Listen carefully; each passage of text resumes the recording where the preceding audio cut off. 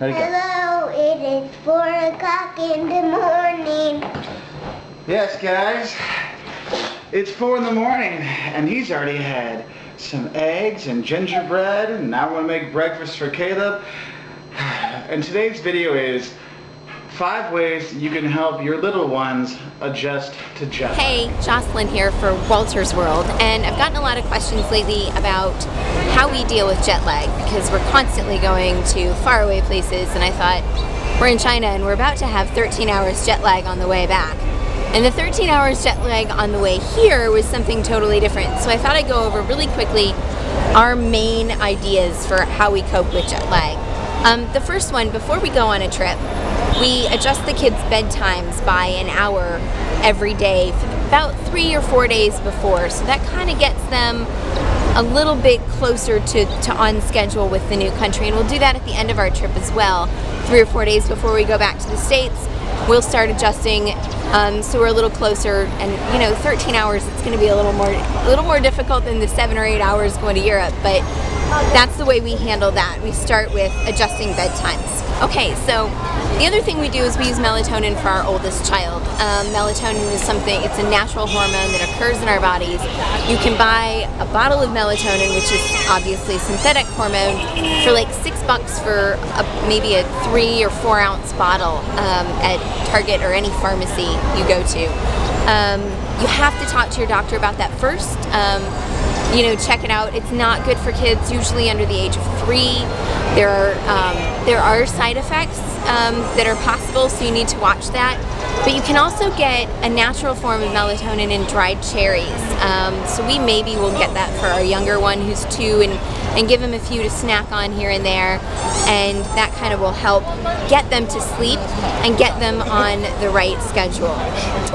The other thing we do is we take night flights on the way over. Night flights help to, you know, they fall asleep and then we wake up and it's morning wherever we are. That usually is a really good one. Flying to Asia, we fly to Europe. We have a 9 or 10 hour layover in Europe, and then we fly on to China or wherever else it is, and that helps because we get there and we get off the plane and we wear the kids out. We go see a city, we go to museums, we go to parks, and we just go.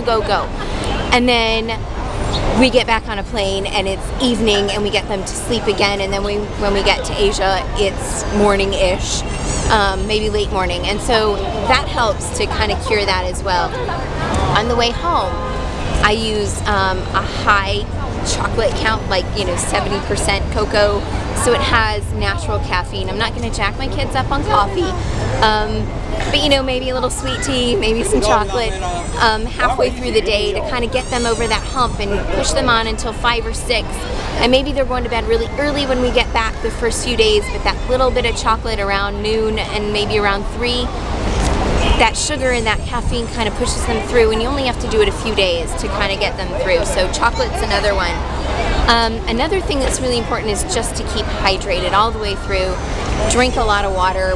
We drink a lot of orange juice too, honestly, because you pee less drinking orange juice, but it still keeps you somewhat hydrated, because really little kids and airplane bathrooms and turbulence, not always a good combo.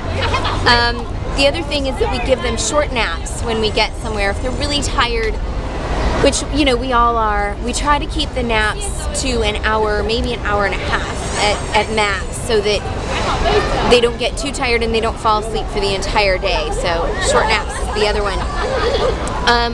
Use play to your advantage.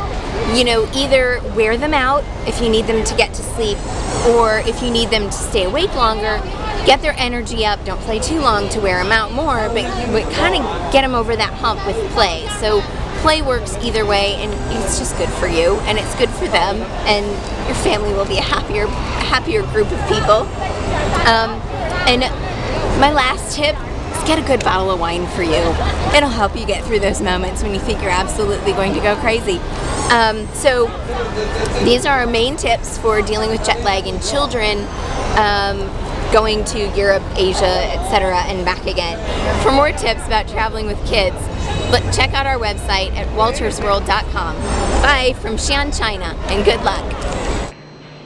Bye from Wolters World.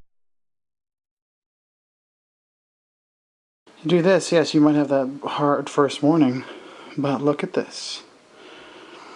We got back at midnight last night, and it's now 8 o'clock, and both of them are sound asleep with no jet lag, because they're going to wake up like normal tomorrow. Yay, team. Yeah? What's Yeah? jet Alright. lag? Jet lag is the fact that you woke up at 3:26 this morning and came and woke up Daddy. And I can't do this with all these people standing right here. La la la la. They're all here to talk to my kids.